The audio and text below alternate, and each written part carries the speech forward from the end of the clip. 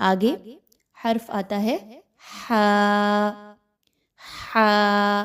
اس کی ادائیگی میں بہت لوگ غلطیاں کرتے ہیں۔ کیا مسٹیکس ہوتی ہیں کہ اس کو ہا کے ساتھ ملا دیا جاتا ہے، اکثر اوقات اس کو موٹا پڑھا جا رہا ہوتا ہے، بلکہ اس کی ادائیگی بہت نرمی کے ساتھ، بہت واضح اور سافٹ طریقے سے کی جائے گی۔ ہا، ہا۔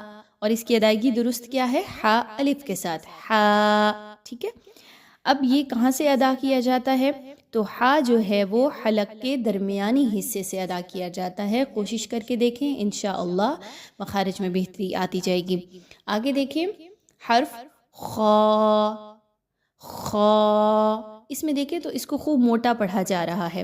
خا ایسا حرف ہے جو کہ قرآن کریم میں کہیں پر بھی آ جائے کوئی کنڈیشن اپلائی نہیں ہوتی۔ کچھ حروف ایسے ہیں کہ جن پر کنڈیشنز اپلائی ہوتی ہیں، کبھی ان کو موٹا اور کبھی باریک پڑھا جاتا ہے، لیکن خا ان حروف میں سے ہے کہ جن کو ہمیشہ موٹا پڑھا جاتا ہے، چاہے ان پر زبر ہو، زیر ہو یا کوئی بھی حرکت موجود ہو۔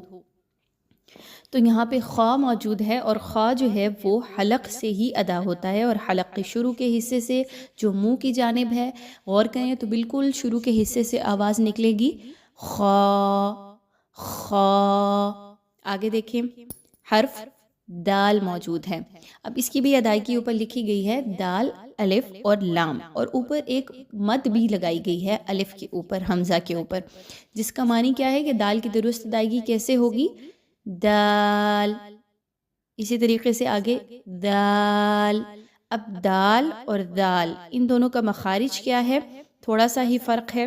دال کا مخرج ایگزیکٹ اسی طریقے سے ہے جیسے تا کا مخرج تھا، اور جو دال کا مخرج ہے وہ سا کے مخرج کے ساتھ ملے گا۔ کیسے؟ دال کی بات کی جائے تو زبان کی نوک کو تھوڑا سا باہر نکالیں اور آگے والے دانتوں کے درمیان میں دیں تو دال کی ادائیگی کی جائے گی دال، دال۔ اور دال کا مخرج کی بات کی جائے تو وہ تا کی طرح زبان کی نوک کو پیچھے مسوڑوں کے ساتھ ملائیں دال، تو وہاں سے دال کی ادائیگی کی جائے گی۔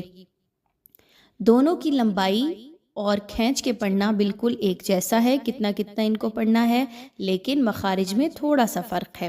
اب جو دال ہے اس میں سیٹی کی آواز کو بالکل بھی نہیں لانا، جیسا کہ ہم نے پڑھا کہ تا اور دال یہ دونوں ایک مخرج سے ادا ہوتے ہیں، اسی طریقے سے تا اور دال یہ دونوں ایک مخرج سے ادا ہوتے ہیں، تو ان کی ادائیگی میں بھی آپ نے اتنا ہی فرق رکھنا ہے۔ دوسرا، اس کو دال کو زا کے ساتھ مشابہت نہیں دے دینی۔ اگر آپ اس کو زا کے ساتھ مشابہت دے کے پڑھیں گے کیسے ہوگا؟ زال، زال، ایسا پڑھنا درست نہیں ہے، بلکہ اس کا اپنا مخرج ہے، اور زا جو آگے انشاءاللہ آ رہی ہے اس کا اپنا مخرج ہے، اس میں سیٹی کی آواز کو لانا ہے اور اس میں نہیں لانا، روکنا ہے۔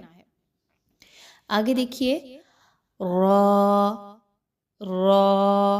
اب اس میں دیکھیں تو را موٹی پڑھی جا رہی ہے، کیوں؟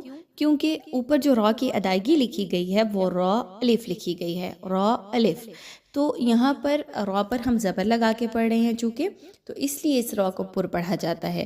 ادروائز تلاوت کرتے ہوئے آپ کو را مل جائے تو آپ نے وہاں پر دیکھنا ہے کہ اگر را کے نیچے زیر ہو یا پھر کوئی اور لیٹر را کے ساتھ ملایا جا رہا ہو اور اس کے نیچے بھی زیر ہو، را پر جزم کا نشان ہو، جیسے کہ مثال لے لیتے ہیں حمزہ زیر را ار، اسی طریقے سے را کے نیچے زیر آ گئی تو را زیر ری، تو ایسی را کو باریک پڑھتے ہیں۔